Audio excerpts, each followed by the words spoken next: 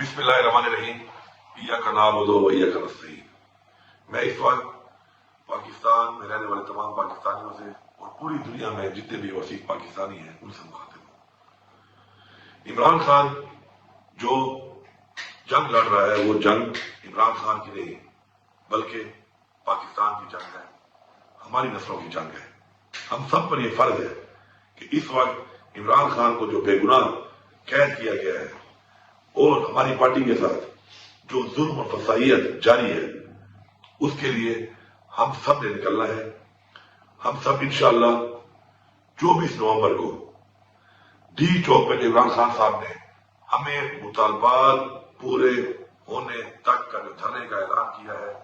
ہم سب نے وہاں پہنچنا ہے اور اس وقت تک وہاں سے نہیں جانا جب تک ہمارے مطالبات پورے نہیں ہوتے۔ ہمارے مطالبات سب سے پہلے عمران خان کی، ہماری لیڈرشپ اور ہمارے کارکنان کی رہائی ہے۔ اس کے بعد ہمارے مطالبات، ہمارے مینڈیٹ کی واپسی، ہمارے ساتھ جو زیادتیاں، فسائیت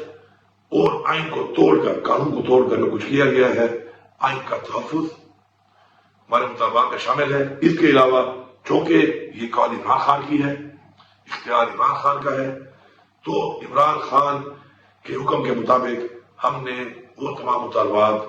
جو پورے جب تک نہیں ہوں گے ہم نے وہاں سے نہیں جانا۔ مجھے پوری امید ہے اور مجھے یقین ہے اور ہمارا یہ ایمان ہے اور ہمیں یہ حکم ہے قرآن میں کہ امر بالمعروف، کہ ہم نے حق اور سچ کا ساتھ دینا ہے۔ ہم حق پہ ہیں، ہم سچ کے ساتھ ہیں اور انشاءاللہ اپنی حقیقی آزادی تک، اپنے مطالبات کی منظوری تک اور اپنے آنے والی نسلوں، اپنے پاکستان کے آئین کے تحفظ کے لیے انشاءاللہ ہم ہر حد تک جائیں گے اور انشاءاللہ یہ جنگ انشاءاللہ ہم جیتیں گے بھرپور طریقے سے۔ آپ جہاں پر بھی ہیں اوورسیز پاکستانی،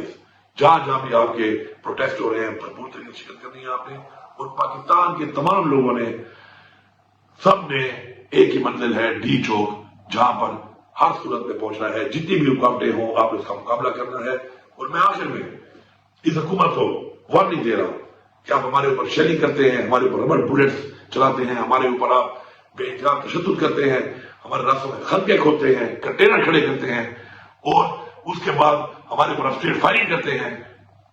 کوئی بھی نقصان اگر ہوگا، کسی کا بھی نقصان ہوگا تو یہ حکومت اس کی ذمہ دار ہوگی اور آپ نے اس دنیا میں بھی حساب دینا ہے اور اس جہاں اللہ کو بھی حساب دینا ہے۔ میری تمام لوگوں سے یہ اپیل ہے کہ جو ان کے حکم کے اوپر اس طرح کا ظلم اور جبر کرتے ہیں کہ آپ حق کا ساتھ دیں، آپ آئین کے مطابق جو آپ کو ذمہ داری دی گئی، جس آپ نے حلف لیا ہے، اس کے مطابق آپ اپنا فرض پورا کریں۔ کسی کا غیر قانونی آرڈر مانگ کر، اپنے ہی لوگوں پہ ظلم کر کے، جبر کر کے، غیر قانونی طریقے سے تشدد کر کے آپ نہ اس جہاں سے ظلم ہوں گے اور نہ اس جہاں سے ظلم ہوں گے۔ آپ سب کا